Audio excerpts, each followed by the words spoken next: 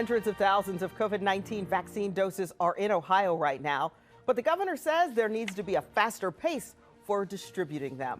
Plus, the governor updates guidance on when to quarantine school children.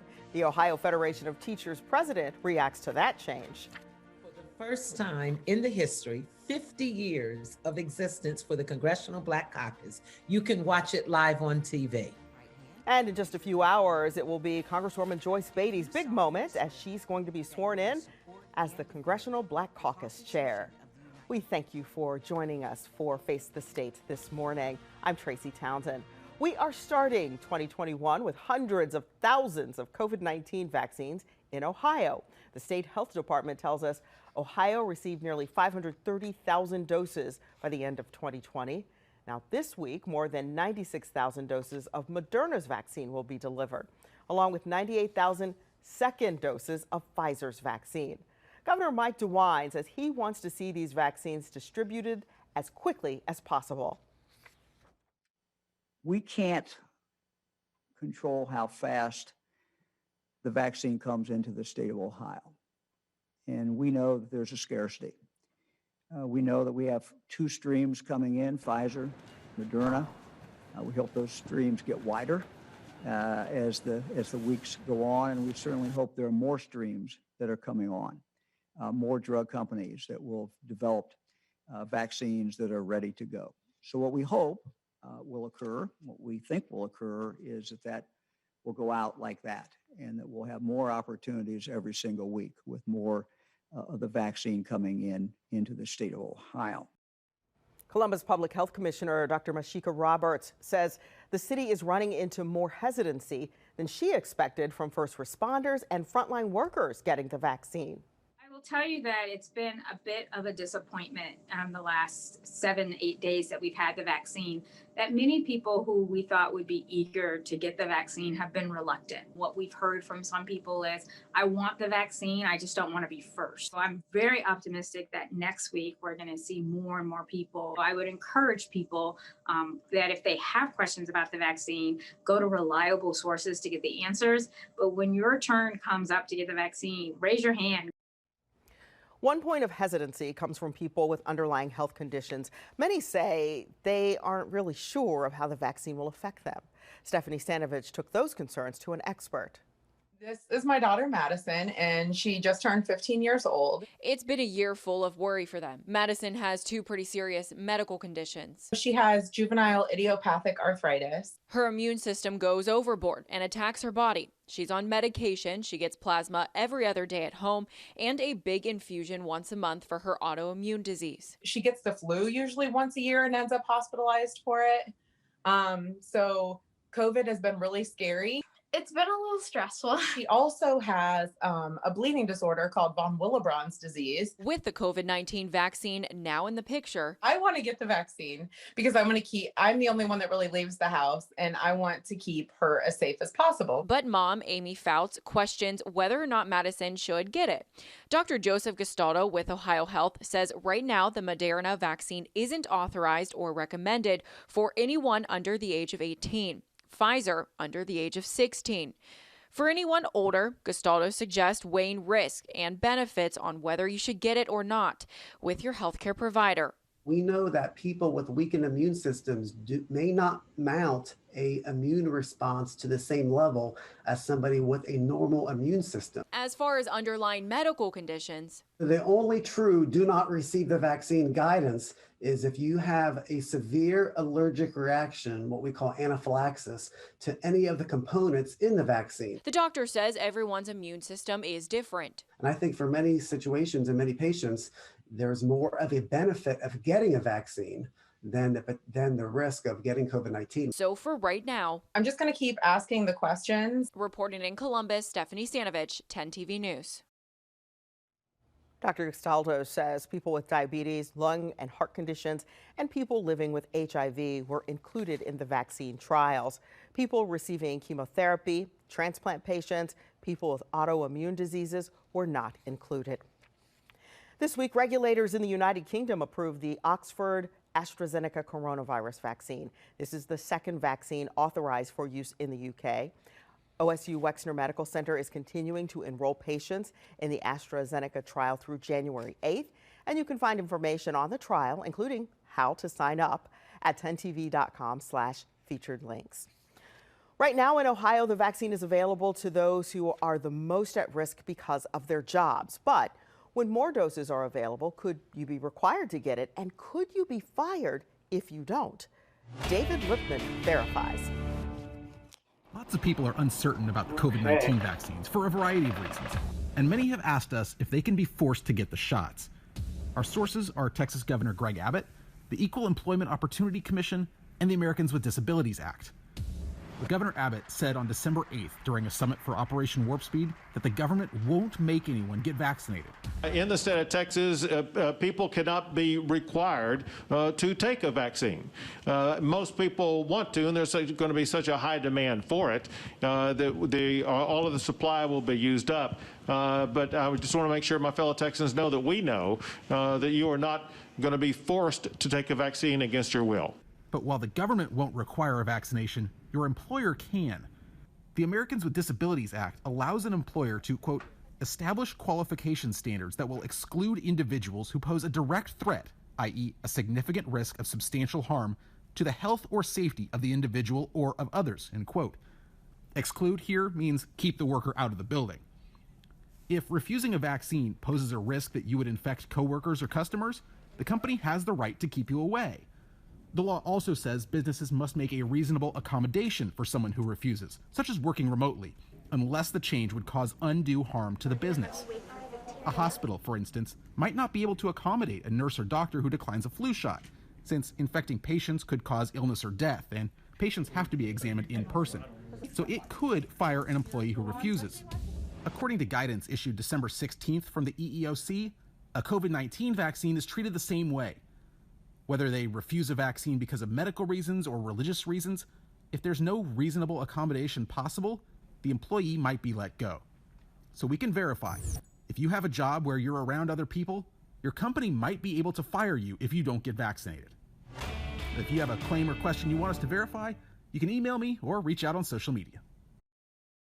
And 10 TV has a team of journalists working both in front of the camera and behind the scenes to make sure all of your vaccine questions get answered. You see us there. We will also track the vaccine as it makes its way to more people here in our state, and we're going to report to you any issues that arise. Governor Mike Dewine wants to get kids back in the classroom and keep them there. That's why this past week he changed the guidance for student quarantines. The state now says students will no longer have to quarantine for 2 weeks if they are exposed to a positive COVID-19 case. This is because of a study that shows students in classrooms are no more at risk to contract the virus as long as they are socially distanced and wearing masks. Our schools have been doing a tremendous job of implementing robust safety measures. When they're applied daily across the state, our schools represent the safest place for most of our students. When you couple this with the fact that teachers and other staff will soon be eligible to receive the COVID-19 vaccine, we really believe we have a solid package. As expected, there is mixed reaction to this change. Some teachers are all for it. Schools have been a safe place for our kids to be, so quarantining kids, putting them out for 14 days at a time when they're healthy is a big stress on the system. It's a stress for families, it's a stress for our teachers, and it's a stress for our students who are really struggling with that mental health component. Some education leaders wonder if it's the safest option. 10 TV's Krista Frost talked with the Ohio Federation of Teachers president about the change.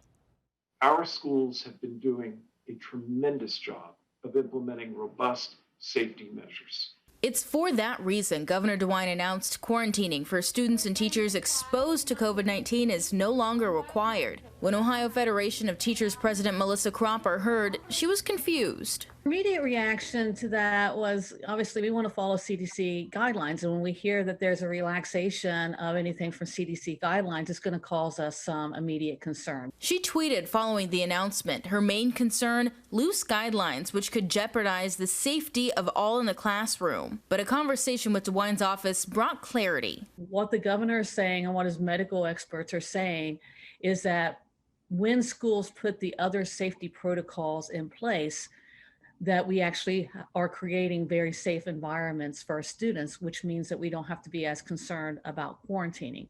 Protocols like masks, partitions, and cleaning procedures, all which must be strictly enforced for this looser quarantine guideline to be applied. That's not the only announcement DeWine made that brings changes for schools. As part of the next phase in our vaccination plan, adults working in schools where there are children will have the option to receive the vaccine. Dates aren't yet known, and Cropper says while this is a step forward, it's too soon to tell what this could mean for this semester. I get concerned about setting deadlines because I think then that kind of forces people to start shortcutting on things. In Columbus, Krista Frost, 10 TV News. There is now a new strain of COVID-19 in the United States. It hasn't been reported in Ohio yet. What the Columbus Public Health Commissioner has to say about that. When someone gets COVID-19, epidemiologists and other health experts use contact tracing to find out who might be at risk. Some people claim that's a violation of their HIPAA rights. But is it? The Verify team works to get you answers.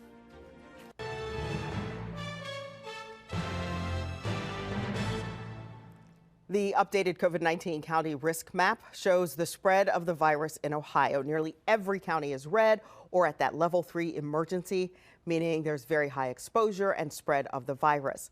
The Ohio Department of Health says while the state is no longer seeing sharp increases in new cases and hospitalizations, a post-holiday spike is expected. Governor Mike Dewine extended the state's 10 p.m. curfew until January 23rd as a means of slowing the spread of the virus. You'll remember it was originally marked to end on January 2nd. And a reminder, this does not mean you can't go to and from work during curfew hours. It also does not apply to anyone who's having an emergency or needs to get medical care. You can still even go to get groceries, pick up carryout or drive-through meals, and ordering for delivery is permitted, but serving food and drink within a restaurant must stop at 10 o'clock at night. The city of Columbus and Franklin County extended their respective stay-at-home advisories to coincide on January 23rd to match what's happening at the state level. Under this advisory, you should only leave home to go to work or school or to pick up essential needs such as medical care, groceries, medicine, and food. Now, you've probably been seeing those headlines about a new, more contagious strain of COVID-19. The Columbus Public Health Commissioner says while it hasn't been detected in Ohio just yet, she believes it's here. But she says this was expected. This is a virus, and so we know it can mutate. It's not surprising to us that it has mutated. We feel pretty optimistic that the vaccine is still going to cover that mutated strain of this virus. Contact tracing plays a major role in tracking the spread of COVID-19, but there are claims that asking you about who you've been around is illegal. The Verify team takes that issue to the experts. The Verify team is here to separate fact from fiction throughout this pandemic, and we've received a lot of questions about contact tracing and your privacy. So let's verify, does contact tracing violate HIPAA laws? Our sources are Roger Severino, the director of the Office for Civil Rights, part of the Department of Health and Human Services, and attorney Ileana Peters, who specializes in data privacy and security. Both our sources say the answer here is no. The vast majority of entities that conduct contact tracing aren't actually covered by HIPAA. Peters says that HIPAA actually only applies to entities that take health insurance or offer pay related to health insurance, as well as the vendors that provide services to those entities, for example, hospitals and doctors' offices. Director Severino agrees and explains that those entities can share information with the CDC and public health authorities. Where there's an imminent threat to the health and safety of somebody, and when you have a very dangerous infectious disease, there are occasions where they can share that information for contact tracing purposes. So we can verify that no, our sources say that contact tracing is not in violation of HIPAA laws. With your Verify, I'm Evan Kozloff. Do you have something you want the Verify team to look into? Let us know. Just email verify@10tv.com. 2020 ended with more than 170 homicides in Columbus, dozens above the previous record from 2017. Some leaders in the Linden community fear COVID may be to blame for that violence. 10 TV's Krista Frost spoke with him about why. You have parents who are working 2 and 3 jobs to provide for their children. You may have adult supervision that's not in the home to the same extent it would be in more affluent communities. I think, this violence is really just a fruit of that root. But how do we stop it? Pastor of City of Grace Church Michael Young says leaders coming back to help their neighborhoods is one solution, but another, organizations like We Are Linden. We just strive just to provide a safe haven, a safe space, positive mindsets for the young people. Ralph Carter is trying to offer the youth from his neighborhood more options. They had a systematic afternoon. It was kind of like a prayer, tutoring, and basketball program that was going on. But he says COVID has made it hard to keep them on a positive path. Things like that are taken away, or it's a certain cap on how many kids can be there, then that's where everything implodes. A young man that attended frequently passed away, and it happened around the time and on the same day that he would have been at open gym. That young man was 17-year-old Major Harris III, who died in a shooting the week before Christmas. Carter is currently working with other Linden leaders to find solutions like creating his own rec center. But until that takes off, he makes house calls to remind them. I have lived here. I woke up here. I have fell off my bike. I have got my bike stolen. I have fought on these streets. I have did everything under the sun, and I'm still here, and you can too. In Columbus, Krista Frost, 10 TV News. Carter is working on setting up other meetings for the youth, focusing on those in Linden. We have information at our website for how to get in touch with We Are Linden. All right, did you get your stimulus check? Up next, our Verify team is looking into which dependents help you qualify for extra money. In a few hours, Congresswoman Joyce Beatty will be sworn in as the head of the Congressional Black Caucus. I talk with her about her plans for that group. The coronavirus stimulus check started going out last week, so you may want to check your bank account for that extra $600. Some of you may be expecting more, but how much more? Evan Koslov with our Verify team is checking into which dependents qualify for those extra dollars. All across the country, people have had their eyes locked on this building behind me, trying to figure out what Congress would do as far as COVID relief. On Sunday night, President Trump signed a bill that would, among other things, send $600 to adults with a qualifying income and an additional $600 for each dependent child. And this brings up an interesting question we've received from many viewers. What exactly is a dependent? Let's verify what dependents qualify for the $600 check and which do not. My name is Henry Grez from the AICPA. Here's one of our sources from the Association of International CPAs. We also looked at the text of the bill itself and some analysis from the IRS and the U.S. tax code. First, we should break down what it means to be a dependent. Grez explains that you need to pass 2 tests to be considered a dependent. There's the support test. The parent who's claiming you has to provide more than 50% of your support. That would include food and lodging, tuition. And then there's the residency test. That child has to be living with you more than 50% of the time. But just being a dependent doesn't mean your family's going to get a check. You had to be 16 years or younger on your parent or guardian's 2019 tax filings in order to be eligible. So if you're 17 or older and can be claimed as a dependent on your parent's return, you're not going to qualify for this additional $600. Now let's dive into a couple hypotheticals that I'm sure a lot of you parents out there are wondering. First, let's say that your child is 16 or younger, so they hit that age requirement, but they're off at boarding school. Do you get a check for them? That's considered a temporary absence, so they're still technically living with their parent. They have the right to claim you as a dependent. Okay, next question. Let's just say you had a baby in 2020. Do you get a check for them? Grez tells us that the answer is yes and no. You won't get $600 on your stimulus check for that new dependent, but you will get $600 when you file your 2020 tax return. So you won't get the $600 now, but come tax time, you should get it. Reporting here at the Capitol, Evan Kozloff with your Verify. There is a celebration today in the ceremonial swearing in of the Congressional Black Caucus. 3rd District U.S. Representative Joyce Beatty will mark the occasion as she will be taking the helm as the leader of the 59-member caucus, which will be the largest and possibly most influential caucus in the 117th Congress. We're going to have a brand that talks about our power, our message, and we're going to listen to the people. We have so many issues that we're still faced with. And because of COVID-19, we have 3 pandemics. Certainly, we know the healthcare side of it, but we also have an economic pandemic and a social injustice pandemic. And so all of that's going to be in the forefront of all of our work. So it sounds like you have your work cut out for you. That's a big 3. I wanted to start with COVID because we've been reporting on $600 versus $2,000. When you think of how people are struggling, both of those dollar amounts don't seem, in many cases, to be enough.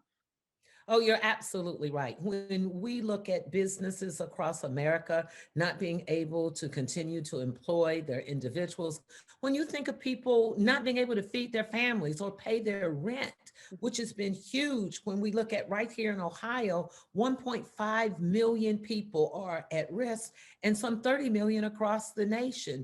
So we have been fighting very hard to make sure that we could put some monies in for individuals, to put additional dollars in the PPP program for small businesses, to put childcare and education money, and money in there actually for the coronavirus, for vaccines. I mean, so much, and still it's not enough. But just keep in mind how hard we had to fight.